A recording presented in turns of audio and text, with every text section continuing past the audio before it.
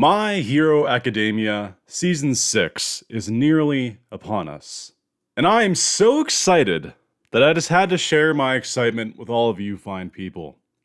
And how will I do that, you ask? Well, today, I will be sharing my 10 most anticipated moments of Season 6 of My Hero Academia. There's a lot to look forward to, and I just wanted to share with you guys some in-depth thoughts as to what the events are we're going to be seeing in Season 6. So, before you go any further, just know this video will contain spoilers for events that will happen in Season 6. Now, that means this video is meant mainly for either A, manga readers, or B, people who don't really care about manga spoilers and just want to see what they can look forward to being animated. So, now you might be saying, Mighty, how can you possibly know when Season 6 will end? How can you possibly rank 10 moments if you don't know how far a season will go?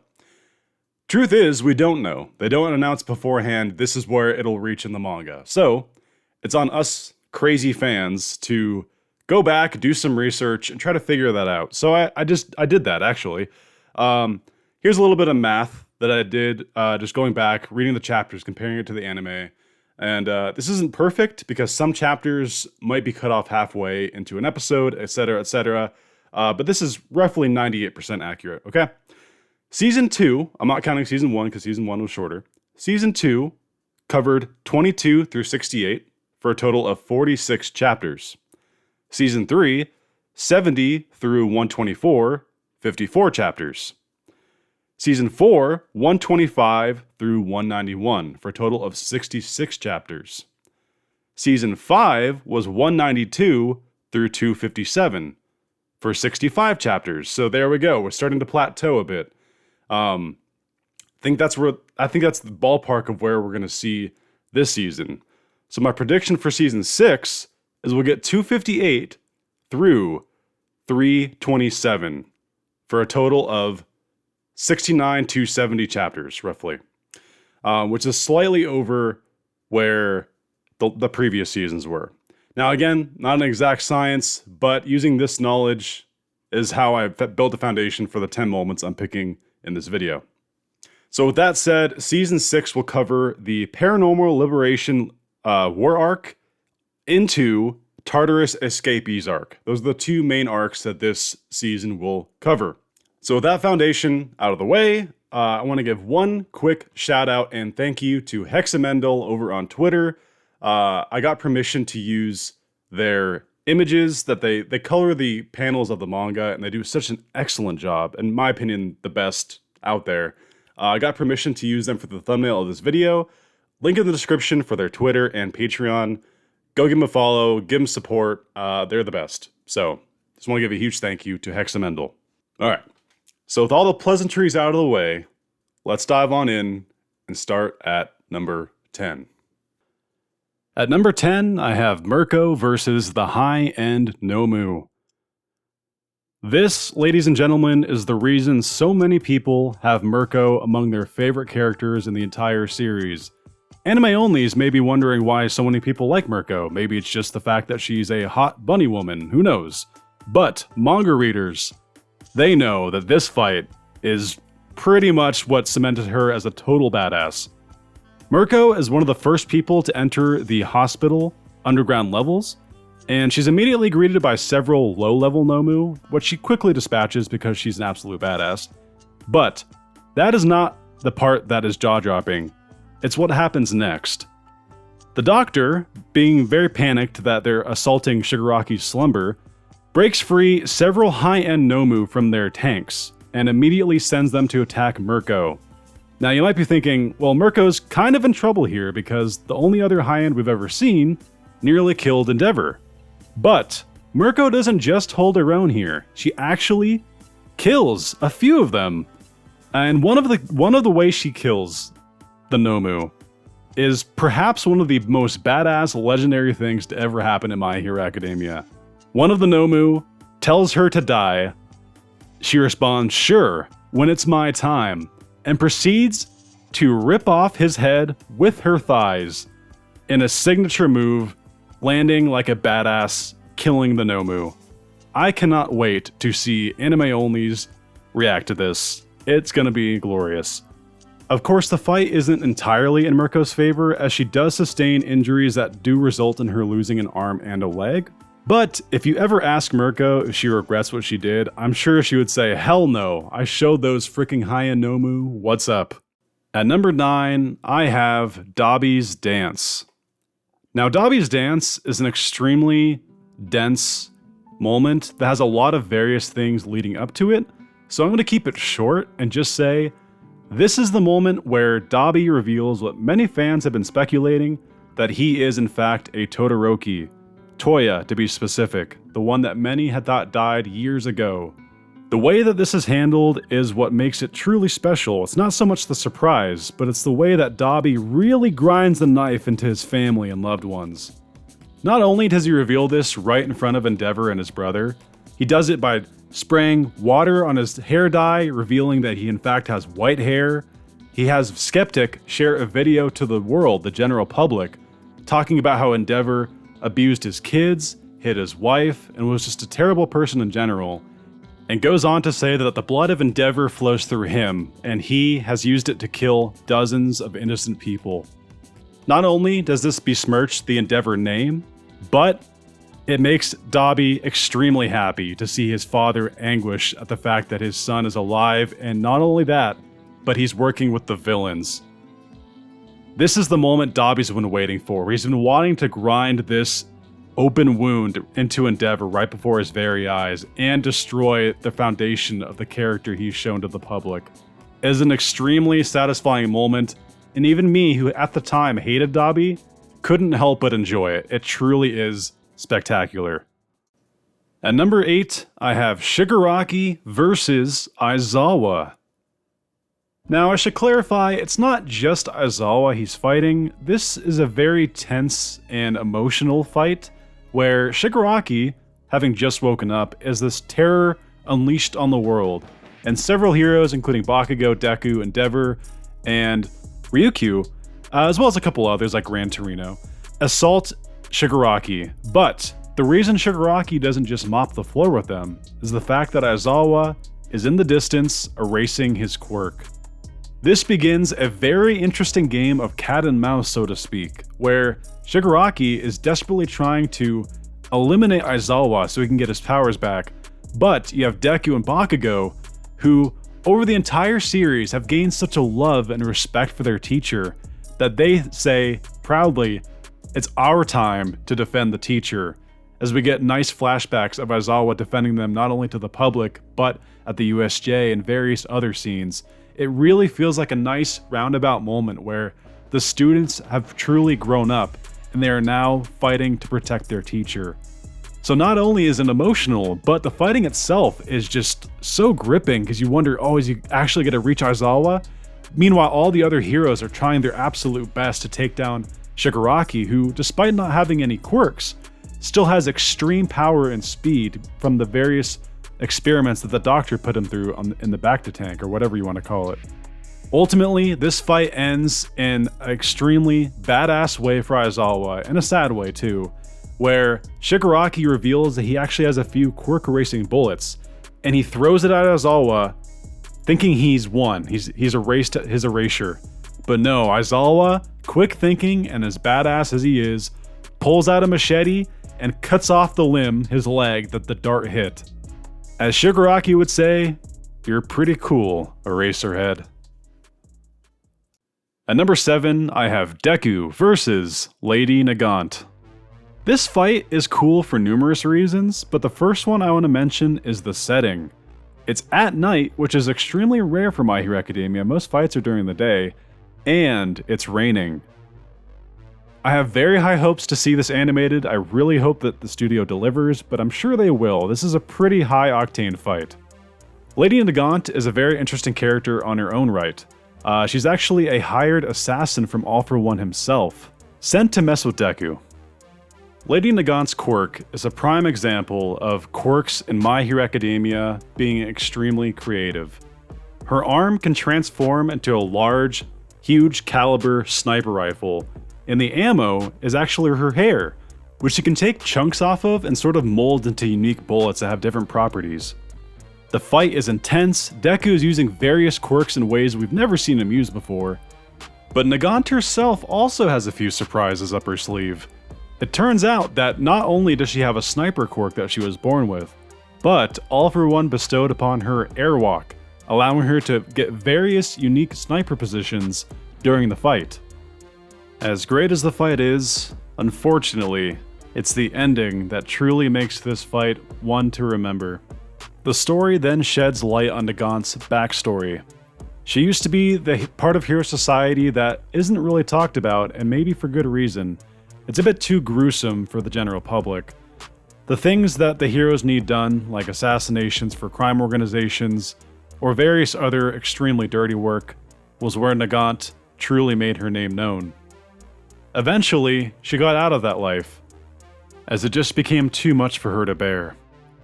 Throughout the fight, Deku realizes that there is a genuinely good person deep down inside Lady Nagant, and eventually extends a helping hand to her, telling her that she's not alone. This is the moment where All For One reveals his dastardly plan. For he never expected Nagant to come out on top. He not only slipped her Airwalk as a quirk, but also put a bomb inside of her. And, with Deku's hand holding hers, she blows up, nearly killing her. Unfortunately, in my eyes, I think it really should have killed her, but it's confirmed that she lives. Although, to this point in the story, we still haven't seen her again, so we're not entirely sure of her fate. But this is the event that truly makes Deku unhinged in regards to his thoughts about All For One, and sends him down a very dark path, which we will be discussing eventually. At number 6, I have All Might's talk with Stain. This is actually the moment that I predict will end Season 6, and I think it's a really organic, fitting moment to end on.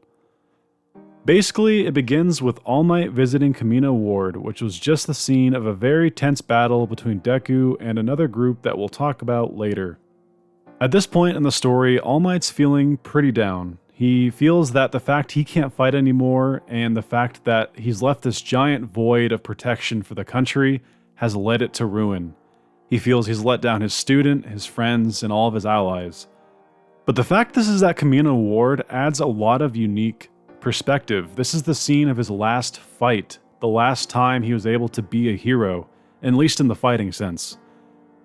And who else but freaking Stain shows up and starts to confront All Might. He calls All Might a fraud, says this isn't the man who's All Might, no way, no how. All Might buffs himself up trying to convince Stain that it's him. Stain, still not convinced. Says the real All Might wouldn't be in self-pity, self-doubt like this. They're interrupted by someone approaching. Stain pulls the two aside. In the state of this crumbled society, the statue that All Might has in Mina Ward of his triumphant pose has been graffitied, signs hung on it saying, All Might is not here, various things slandering heroes in general. Yet this woman in the pouring rain comes out to clean the statue and remove the signs. All Might doesn't know who this is, but Stain says, this is the last person that All Might saved. And in fact, it is. It's the woman that All Might used his last of his power to protect when All For One used her as bait. All Might's perplexed at this. He says, why is she risking coming out here in the middle of the rain to clean the statue? The following is a direct quote from Stain, the words that All Might needed to hear.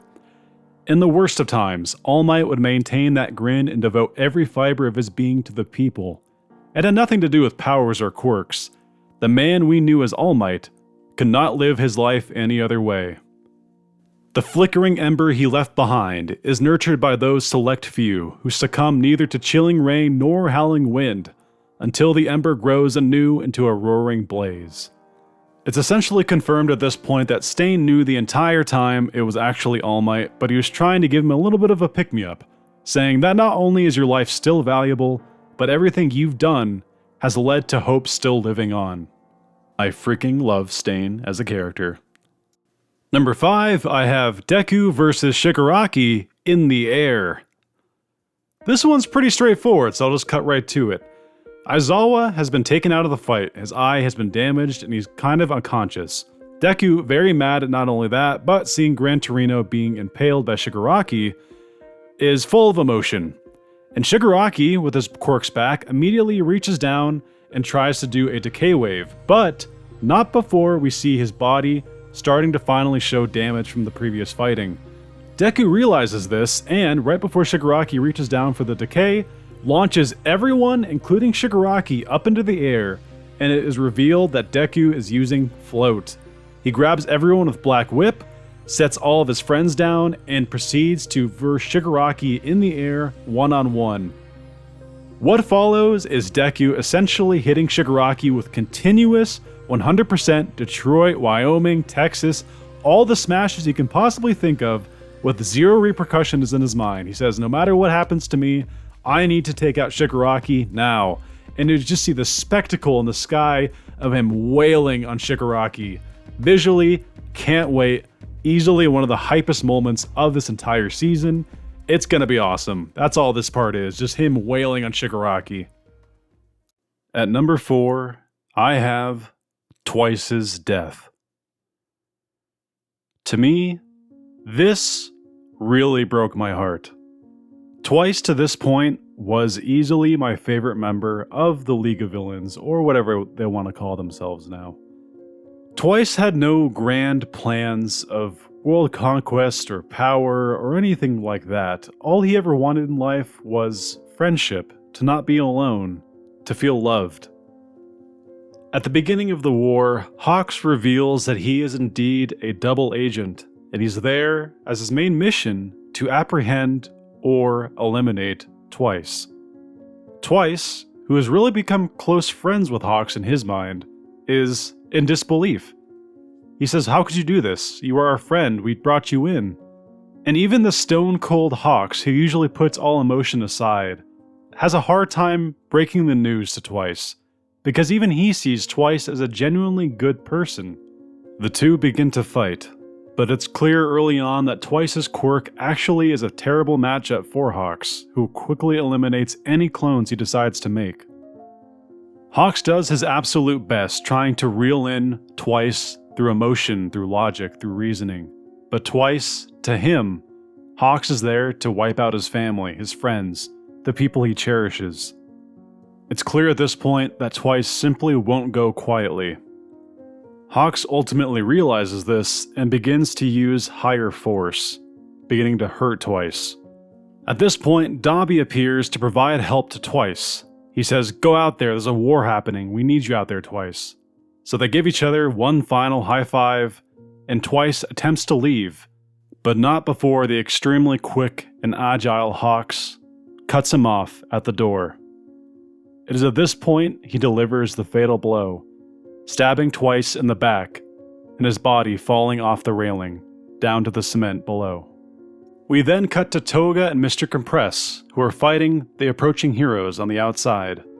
The final clone that Twice was able to produce appears behind a hero and saves the two. The two are elated to see him, saying, we really need your help. Start making an army and let's drive these heroes back. Twice replies, I can't. It's taking everything I have just to hold this together.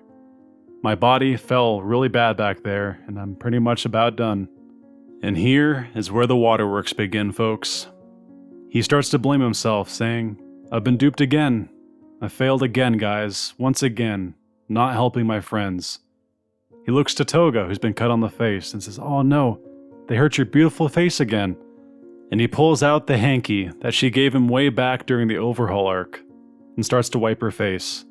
And in his final moments, he apologizes one more time, and in his mind we hear, could a guy ask for a better life? Die, Hawks. But you don't get to tell me that I was unlucky. Being here with them, I was happy. And that is where Twice dies. At number 3, I have Uraraka's Speech. After her and her classmates are successful in bringing Deku back to UA, again, a moment I'll talk about later, all of the civilians who are taking refuge at UA, which has become a shelter, won't have it. They know at this point, the general public, that Deku is wanted by the enemy, and they feel that him being there puts a target on their backs. Not only that, but there are many who believe that heroes are the reason that society has crumbled the way it has, and they're not completely wrong, so some of their logic is sound. However, they do take the form of an angry mob and straight up say Deku doesn't belong here. It is at this point that Uraraka has, in my opinion, her greatest moment of the entire series.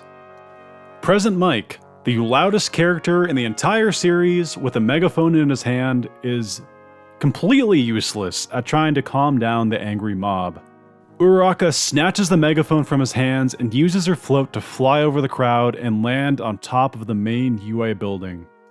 It is this point at which Uraraka starts to lay some sound logic on all these imbeciles who think Deku doesn't belong in his own school. She goes on to say that he has been out there suffering, grinding away on his own without barely any sleep or food to protect all of these people, and says that he simply needs to be there to recoup and regain some energy and to maybe take a simple bath. She even points to him saying, "Look at him, look what he's become."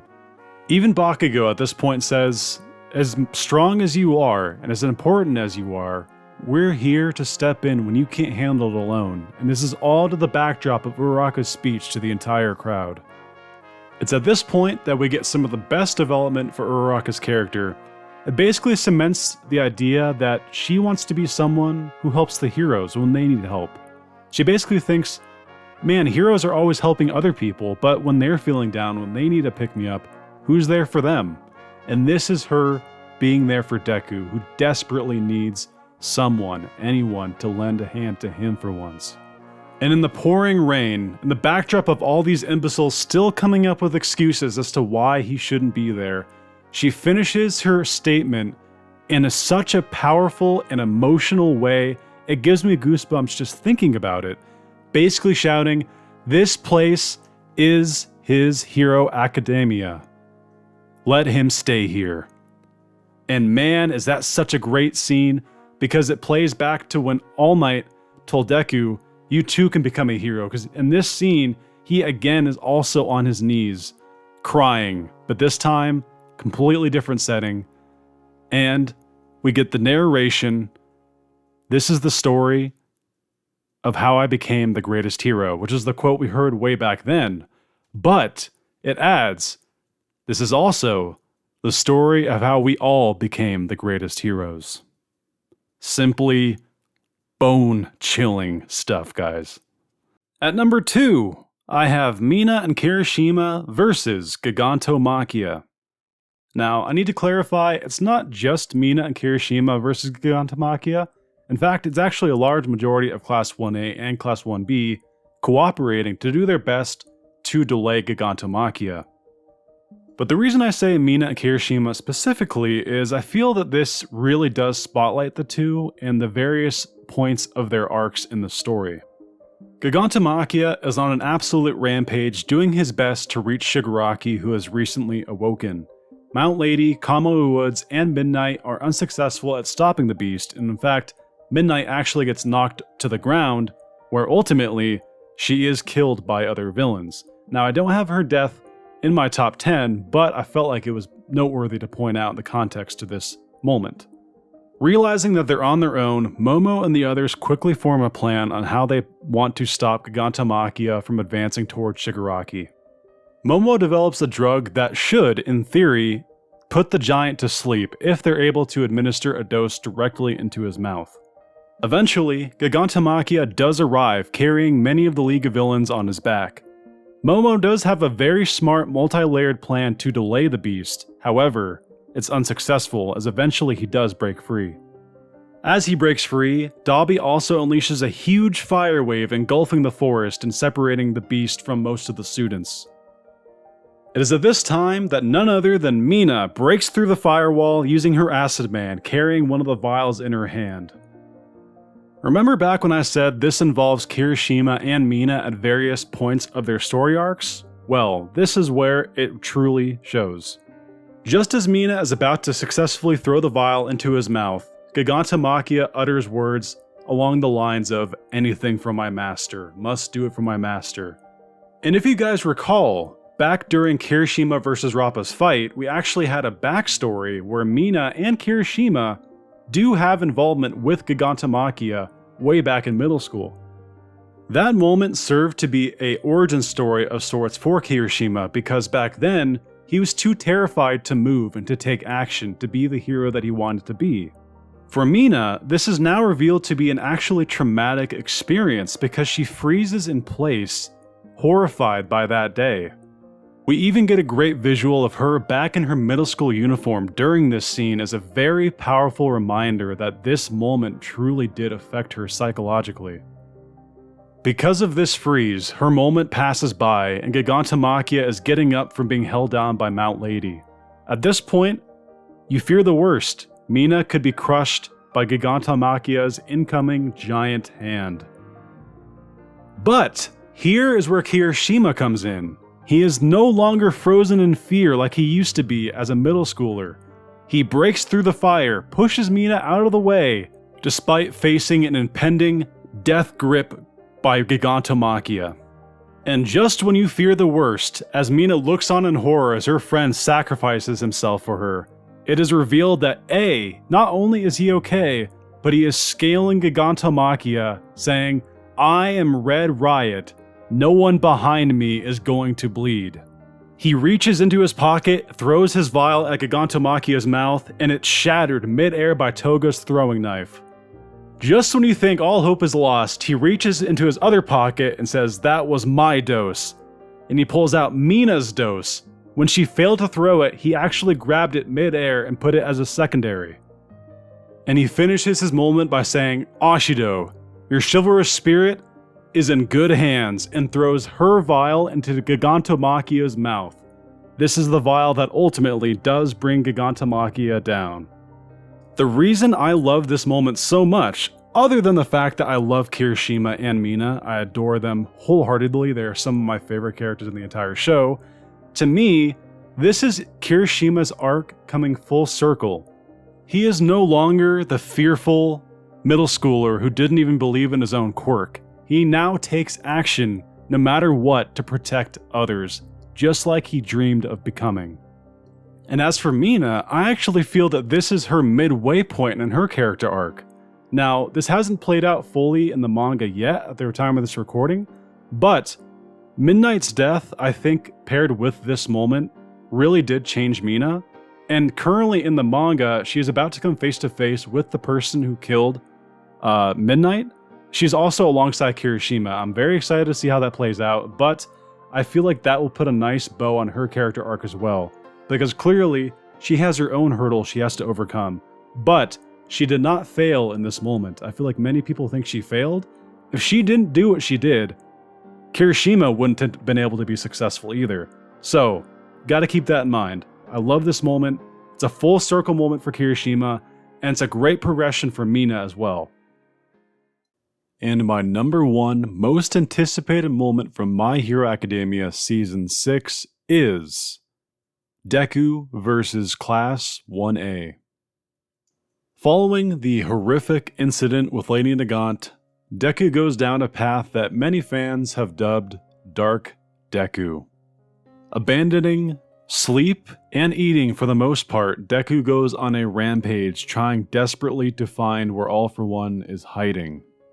He is so consumed by hatred and the fuel to take down All For One that he even pushes All Might aside, the man that he's looked up to the entire series. Back at UA, Deku had left a letter to all of his classmates explaining why he left the school, the heavy burden placed upon him, and the fact that he has One For All as a quirk. While Deku probably expected his classmates to accept this and let him do his own thing, Bakugo and the others rip up the letter and say, "No, we're gonna go help our boy, our friend, get through this dark time. He will not go through it alone." So they manage to trick Endeavor into giving them the GPS locator to find Deku and bring him home. When they finally find Deku, they see the horrific state he is in. He is covered in mud, blood, and dirt amongst the rain, and his clothing is ragged and beaten, almost giving him an animal appearance. It's truly haunting, and many fans really think this is the most iconic look Deku has ever had. Me personally, I honestly tend to agree. His classmates tell Deku it's time to come home, it's time to rest and to clean up. Deku, worried about all of his friends and their well-being, says, no, I have to be out here alone doing all this because I don't want you getting hurt. Obviously, Nagant blowing up in his arms really left a psychological effect on Deku, and the last thing he would ever want is for his dear friends and loved ones to be hurt in the process of his fight against All For One. So it becomes clear right away, if they're going to get Deku back, they're going to have to use a little bit of force. What follows is an incredibly satisfying, full circle moment for many of the class members involving Deku. One by one, we get small character interactions as they try to convince Deku that what he's doing is senseless and that they're there to help him. They have his best interest in mind. We see all the members of the class use their quirks in unique ways, all in effort to bring Deku back. It truly is just such a heartwarming yet saddening experience as Deku struggles to try to just keep his distance away from them. It just really tugs at the heartstrings, man. And this leads to one of my absolute favorite moments of the entire series. So Deku uses Fajin to launch himself away, thinking he'll be fast enough to escape his classmates. His classmates all combine their quirks and abilities to make a ramp and to launch Ida, their class rep, and one of Deku's best friends, to catch up to him. I cannot wait to see not only this animated, but the scene that follows right after. Ida, being launched from the ramp of his classmates, catches up to Deku midair, shocking him, grabs him by the hand, and Deku starts to rebuttal, saying, but no, you can't, just let go. Ida replies, I will not. And Genium the hero will dash across the land to take a lost child by the hand. Because giving help that's not asked for is what makes a true hero. When I read this for the first time, my heart fluttered, because this is the exact line that Deku says when he goes to save Ida from Stain. At the time, Ida was blinded by vengeance and the utmost desire to take down Stain for what he did to his brother, very similar to what Deku is currently going through in this moment. And he replies with the exact same words Deku says to him then. Not only is this cool that he says the exact same words, but if you think about it, those words meant so much to Ida, he memorized them word for word, and he delivers it now in the most perfect of moments. It's just so great. But if you thought that was all this encounter had to offer, we have one more humdinger of an ending for you, let me tell ya. They finally get Deku down on the ground to talk. No more combat, just talking. They try to talk him down. And of all people, it's time for Bakugo to shine. Bakugo says what we've all wanted him to say the entire series. He apologizes for everything he's ever said or done to Deku, the bullying, the constant verbal abuse, everything. He lays it all on the line and tells Deku just how much he really does mean to him. It's so damn good. And he ends it by saying that saving people is how we win. Bakugo, the entire series, was all about winning. But here, he is here to save his friend, Deku, in his moment of need. And it ends with Deku so fatigued, collapsing in Bakugo's arms, apologizing for everything that he had just done to them. And Bakugo replies, we get it. Because ultimately, Class 1A is his family, and they know him so well and care about him so well. This moment was so perfect, and I cannot wait to see it animated. Alright guys, that'll do it for my top 10 most anticipated moments of Season 6 of My Hero Academia. Again, part of this is speculation because we don't know for sure where Season 6 will end, but with my own prediction of where it ends, these are the moments that fall within that spectrum. So, hope you guys enjoyed. Hopefully I was clear enough in my explanations as to why I'm looking forward to those moments. And by all means, leave your thoughts down below. What's your most anticipated moment of this season? Do you disagree with my list? Did I have something that was greatly different from your list? Just let me know down below. And if you like this video, consider liking and subscribing. I'll be doing reactions to every episode of Season 6, as well as continuing my manga reactions as we finish up My Hero Academia, the series. It's almost done. So, again, hope you guys enjoyed, and until next time, this has been Mighty Gazelle, hoping you all have a mighty day. See you guys.